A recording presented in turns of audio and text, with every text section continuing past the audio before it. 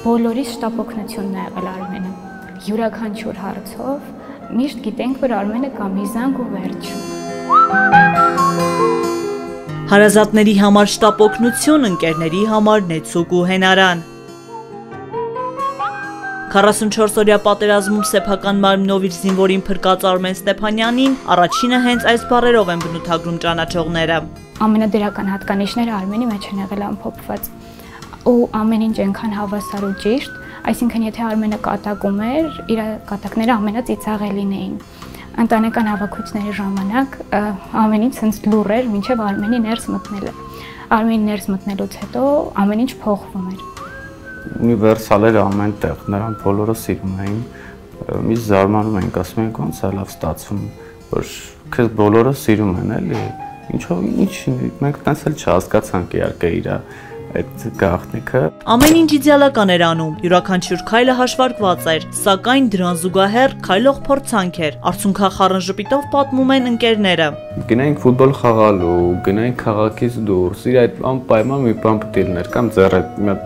կոտրվեր, կամ քթից արուն գար, կամ ուշ կանցներ, կամ մեղուն կծեր, անպայման իր այդ մի բան պետք է լիներ։ Առաջին մասնագիտությամբ օպերատոր տղան նաև երգում էր, կիթառ ու հարվածային գործիքներ նվագում, պրոֆեսիոնալ ֆուտբոլով զբաղվում, բայց այս ամենից վեր իր համար սպայի կոչումներ։ Տղան ապրում էր զինվորականի կյանքով, քնում ու արթնանում հայրենիքը պաշտպանելու մտքով։ Արմենի մեջ հայրենասիրությունը այնքան շատ էր ու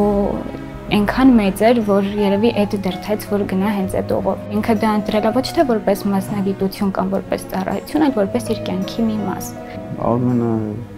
զինվորական կյանքը միշտ է սիրել, ու դա երևացել է թե այն փոքր ժամանակ համակարգ չեն խաղալուց, թե իրական կյանքում ամբողջ ինֆորմացիան, զենքերի, պատերազմների ամբողջ ինֆորմացիան տիրապետում էր նա։ Նույնիսկ խաղալուց, եթե հարցը վերաբերում էր զենքով խաղալուն, նա այդ իդեալական էր անում։ Մեկ տարվա ծառայող էր, երբ պատերազմը սկսվեց։ Մինչ թիկունքում հարազատներն անհանգստությունից տեղները չէին գտնում, Արմենը բոլորին ոգևորում էր, վստահեցնում, որ հաղթանակը չի ուշանալու։ Եթե մենք չիմանայինք, որ պատերազմը, մենք երբեք իրանից չենք իմանա, որովհետև մենք երբ զանգում ենք իրեն կամ իր ծնողները, ինքը միշտ ասում էր ամեն ինչ լավ է։ Ամսի 17-ին եմ ես խոսացել իր հետ, ասացի իրականում գիտեմ, որ ինչ վիճակ է այդտեղ, բայց դու ասա, այդ մի թևի վրա ոնց է վիճակը, ասաց լավ է, դե հա ինչ ա եղել։ Երբ որ պատերազմը սկսվել էր, մենք որ խոսում էինք, ասում ենք Արմենին հաստատ ոչինչ չի լինի, որովհետև Արմենը այնքան գիտակից, այնքան սթափ է, որ հաստատ ինքը գիտի ոնց ճիշտ անի ամեն ինչ, նորմալ անի, որ ոչ մի բան իրեն չլինի։ Ու մեզ համար շոկ էր ուղղակի, որ իրեն կարող ինչ-որ բան պատահեր։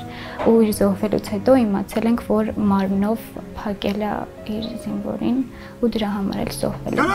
26 օրյա թեժ պայքար, կենաց ու մահու կռիվ, բազմաթիվ կորուստներ։ Այս ընթացքում տղան ընդամենը մեկ անգամ չի կարողացել զսպել անհանգստությունը։ Ընկերոջ հետ խոսելիս հետաքրքրվել է, թե այստեղ թիկունքում ինչ են մտածում, ինչ են խոսում։ Առաջի խոսակցությունը լրիվ լիարժեք են, որ ինքն էր մեզ դուխ տալի, ոչ թե մենք էինք իրան ավելի շատ դուխ տալի, ինքն էր մեզ դուխ տալի։ Առաջի երկու խոսակցությունները մի շաբաթվա ատրիվով են եղել։ Հետո վերջի անգամ, որ խոսացել եմ, երրորդ խոսակցությունը մի քիչ այն ձև չէր խոսում, էլի, ասում էր ինչ կա, հարցնում էր արդեն ինչ են անում, ինչ կա, ինչ են ընդհանրապես մտածում, թե լրատվամիջոցները ինչ են ասում, թե կառավարությունից։ Մի քիչ խառը հարցեր էր տալի, որ ես ինձ զարմանում եմ, ասում եմ,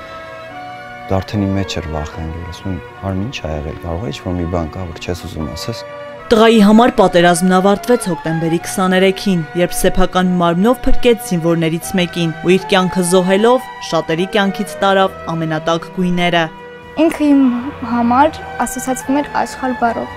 որովհետև ինքը նենց գույներ ուներ իր մեջ, որ ինքը ուրիշներին կյանք էր տալի։ Իր ներկայությամբ, իր խոսքերով, իր բառերով ինքը միշտ բոլորին գույներ էր տալի։ Իր հետ կյանքը ուրիշ էր թվում։ Արմենն աշխարհ էր, աշխարհ, որի սիրտն ապրում է Արցախի լեռներում։ Նարեկ Գևորգյան, Հենրիկ Սիմոնյան, Մեդիա Հաբ։